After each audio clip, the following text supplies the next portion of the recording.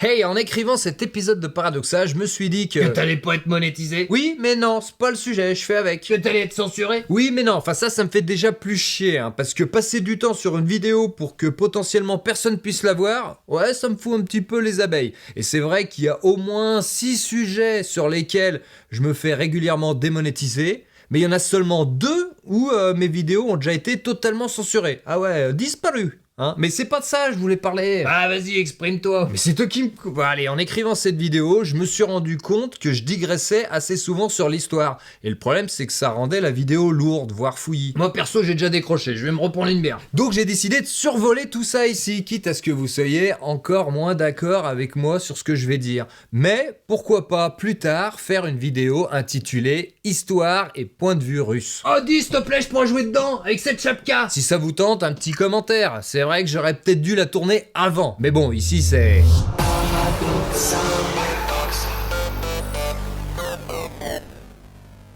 Moi, ce que je veux vous dire ce matin, c'est qu'on ne peut pas se retrouver dans la même période que septembre 38. Oh, mais c'est notre Stéphane Séjourné National, ministre des Affaires étrangères, incapable de tenir plus de 2 minutes sans faire une faute de français. Oui, mais là, j'ai potassium, mon DM d'histoire de la guerre mondialement. Il nous fait ici un parallèle entre notre situation vis-à-vis de l'Ukraine et les accords de Munich de 38, où on a cédé gentiment la Tchécoslovaquie sans lui demander son avis à Hitler. Allez, tiens, vas-y, serre-toi. Et puis, un an après... Comparaison et raison, Stéphane Séjourné. Alors, En effet, faire des comparaisons hasardeuses qui peuvent se retourner contre nous, c'est complètement con. Mais là, en comparant Hitler à Poutine, on commence à se douter qu'on n'a pas affaire au couteau le mieux aiguisé du tiroir. Ma maman, elle disait que je suis aiguisé comme une cuillère de la soupe. Et puis moi, ce que j'ai retenu des accords de Munich, c'est des erreurs de diplomatie française, en négociant avec les Anglais contre les Allemands, sans inviter les Tchécoslovaques. Bah non, c'était pas de leur pays qu'on parlait, ni les Russes. Ah non, c'était pas une puissance à l'époque. La diplomatie, c'est seulement avec ceux qui sont d'accord avec notre projet. Le relationnel franco-russe, très bon depuis le début des années 30, commençait à battre de l'aile depuis 1935 et la mort d'un ministre des Affaires étrangères français dans un attentat. Ah bon, on peut mourir, moi? Le successeur, il était pas trop ouvert, comme lui. Je vois pas sur les côtés, je vais à droite. Je vois pas sur les côtés, je vais à droite. Et là, apothéose, on les ignore. Alors que les deux fronts face à Hitler au début de la guerre, ça aurait peut-être été pas mal. Au lieu de ça, on a poussé les Russes dans les bras de l'ennemi. Faute de diplomatie. Avec mon président, nous, on disait, y a pas de diplomatie avec des gens pas bien. C'est ça, moi, le parallèle avec 38, je l'aurais fait sur les erreurs de diplomatie. Ou sur le non-respect des accords, en comparant avec celui de Minsk. Mais ça nous mettait peut-être plus trop du bon côté de l'histoire. je vous dis qu'on ne peut pas se retrouver dans cette période. Je dis pas qu'on est dans cette période. Bah oui, parce que c'est pas fusible. Pour être dans cette période, faudra remonter le temps. On peut pas.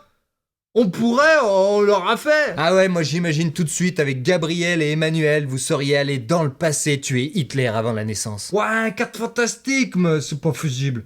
J'ai tout essayé, j'ai même imprimé laser un vaisseau pour se balader dans le temps en temps. Marche pas. Peux pas rentrer dedans. Mais l'histoire se répète. Et moi, je retiens quand même peut-être un enseignement de cette période avec l'histoire. Il doit pas retenir grand chose vu que c'est écrit sur sa fiche. C'est que un pas de côté face à une puissance impérialiste, c'est lui donner la possibilité de faire un pas en avant. Ça tombe sous le sens, l'impérialisme est expansionniste. Mais est-ce que la Russie est vraiment impérialiste? Pour créer un empire, il faut s'étendre et dominer des populations diverses et variées d'un point de vue culturel, ethnique et géographique. Pour la Russie, c'est vrai que niveau étendue géographique, on est pas mal. Mais est-ce que ça suffit? Surtout qu'il manque le sentiment de supériorité coloniale qui autorise l'exploitation des peuples autochtones, comme à l'époque des empires français ou anglais. On peut aussi parler de l'impérialisme culturel américain, qui est peut-être un peu plus que culturel même. Quand on regarde l'évolution des frontières russes depuis 50 ans, ça bouge pas trop, surtout en parallèle de celle de l'OTAN, avec les bases militaires qui vont avec. On se dit que la Russie est peut-être impérialiste, mais moins que l'OTAN. Et donc aujourd'hui, qu'est-ce qui a été dit par le président de la République? Le mieux c'est encore de l'écouter. Il n'y a pas de consensus aujourd'hui pour envoyer de manière officielle, assumée et endossée des troupes au sol, mais en dynamique, rien ne doit être exclu. En gros, tout est possible, on peut aller faire la guéguerre dès que je suis chaud. Et là, je commence à être pas mal chaud. Il y a un cadre très clair qui a été fixé. C'est-à-dire mettre en échec la Russie sans faire la guerre à la Russie. C'est-à-dire en mettant à genoux la Russie économiquement grâce à Bruno Le Maire? Nous allons donc provoquer l'effondrement de l'économie russe. Ah mince! Raté. Surtout qu'au final, l'Union Européenne, elle finance peut-être plus la Russie, avec tout ce qu'elle lui achète, que l'Ukraine.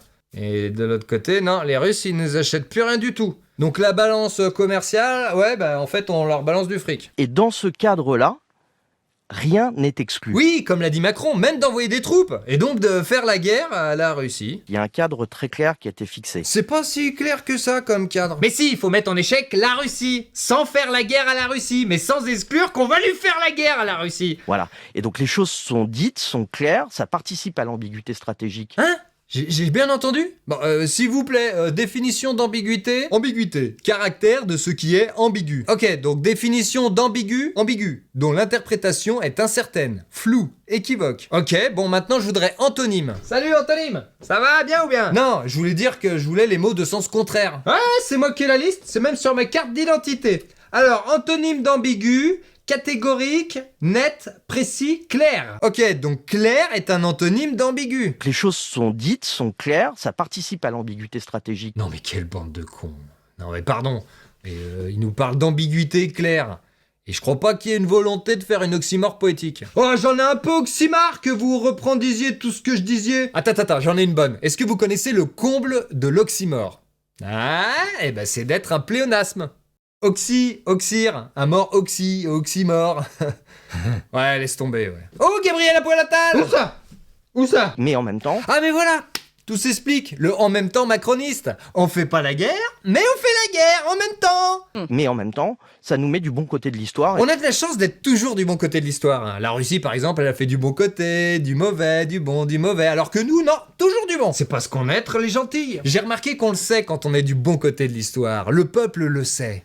Mais ceux qui sont du mauvais côté pensent quand même être du bon. Parce qu'ils sont endoctrinés. À cause de la propagandation dans la tête. Par contre, là où je comprends pas, c'est quand le peuple commence à se dire qu'il est pas du bon côté de l'histoire. C'est quoi ça?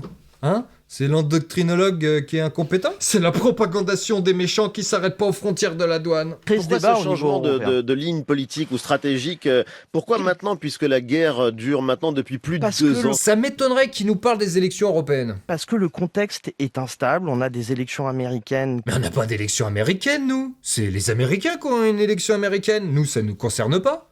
À part si on est sous le joug de l'impérialisme américain. N'importe quoi. Qui justement nous rendent instables Oh merde, il a bugué. Bon, mais faut le relancer, hein. le soutien de l'Ukraine dans la durée. Le soutien à l'Ukraine, pas de l'Ukraine. C'est le soutien des Américains à l'Ukraine. L'Ukraine, elle soutient rien du tout. Ah ouais, autant pour moi. C'est du français. Oh, Emmanuel et Gabriel tout nus sur les genoux de Jean-Michel! Où ça? On a un Donald Trump qui a fait également des déclarations sur l'article 5 de l'OTAN et donc la solidarité envers les pays. Mais comme il explique mal. En gros, l'article 5 de l'OTAN stipule que si un membre de l'OTAN est attaqué, c'est comme si tous les membres de l'OTAN l'étaient. Et donc qu'ils répondraient ensemble à cette menace. C'est sûrement pour ça que Poutine a attaqué l'Ukraine de manière préventive, avant qu'elle rentre dans l'OTAN. Et donc, si cette clause est contractualisée, elle n'existe plus. Mais non, mais là, ça veut rien dire. C'est justement parce que cette clause a été contractualisée qu'elle existe. Je devais vouloir dire l'inverse. Genre, si une cause est rompue, elle n'existe plus. Ce qui, même dit comme il faut, paraît complètement stupide tellement c'est évident. Mais merci, antonyme. Si les États-Unis ne soutiennent plus l'Ukraine, je ne sais pas si les Européens aujourd'hui pourront faire face. On représente que 30% de l'aide. Tous les Européens, 30% de l'aide à l'Ukraine. Sans les Américains, nous ne pouvons pas durer. C'est peut-être parce que l'Ukraine, elle a déjà perdu. Sauf si nous, les Américains ou l'OTAN, attaquent et qu'on rentre dans une 3e guerre mondiale. Dans ce cas-là, tout le monde a perdu. Et puis, on sait très bien, et nous avons des informations, que la Russie ne s'arrêtera pas là. C'est qui on? Et c'est quoi ces informations? C'est top secret. Top. Des petits animaux qui creusent des galeries de l'information secrète défendue. Alors, je pense notamment à la Moldavie, qui sont des pays qui sont aujourd'hui en danger. Qui est en danger? La Moldavie est en danger. Hein? Il aurait fallu plusieurs pays pour dire sont en danger. Mais c'est quoi cette vidéo? On dirait une vidéo de conjugaison. Va te foutre! Mais il a quand même raison. Il y a de grandes chances que Poutine s'en prenne ensuite à la Moldavie, ou plutôt seulement à la Transnistrie. C'est un État autoproclamé indépendant, pro-russe, et qui a envie de rejoindre la Russie. Voilà, ils vont attaquer, ils zigounettent tout le monde! Mais pas forcément s'en prendre au reste de la Moldavie, et encore moins à toute l'Europe. Même si ça dépend évidemment des ripostes, hein, comme pour l'Ukraine. Et comment tu saches tout ça, toi? Bah en écoutant des spécialistes qui font des développements argumentés de plus de 5 minutes, hein, et il y en a même qui passent parfois à la télé. Alors que ceux qui veulent partir en guerre ont généralement aucun argument, et ils balancent seulement des phrases du genre. On sait très bien, et nous avons des informations, que la Russie ne s'arrêtera pas là. Après, moi je veux bien savoir quelles informations. Si vous les avez, je les veux bien dans les commentaires, hein. Ou sinon, balance-moi tout ces journées. C'est pas des secrets de Jean-Michel, je vais pas t'y disier comme ça, hein. Après, peut y avoir confidence sur l'oreiller. Va des rétros, Becherelito. Fuis ou je conjuguerai jusqu'à ta perte. Ah, j'ai fondu! Mon cerval fondu! Je précise quand même qu'à aucun moment j'ai dit que ce que faisait Poutine ou la Russie c'était bien. Non. Mais j'ai pas dit non plus que ce qu'on faisait nous Français c'était bien. Ah non plus. Ce qui est sûr, là où l'histoire se répète, c'est qu'il faut pas mal d'erreurs, de mensonges, d'entourloupes arrosées d'absence de diplomatie pour nous faire plonger plus profondément dans l'horreur de la guerre. Bon, alors ça, j'ai jamais été doué en maths. Oh Gabriel Apollatal! Je suis Outrède, fils d'Outrède. Si tu veux le paradoxal, tape sur le clavier. Si tu veux le paradoxal, tape sur le clavier. Merci pour le sympathique engouement entourant la sortie des derniers épisodes. Et comme d'habitude, merci à tous ceux qui commentent, qui aiment, qui partagent et ceux qui typent. À très vite.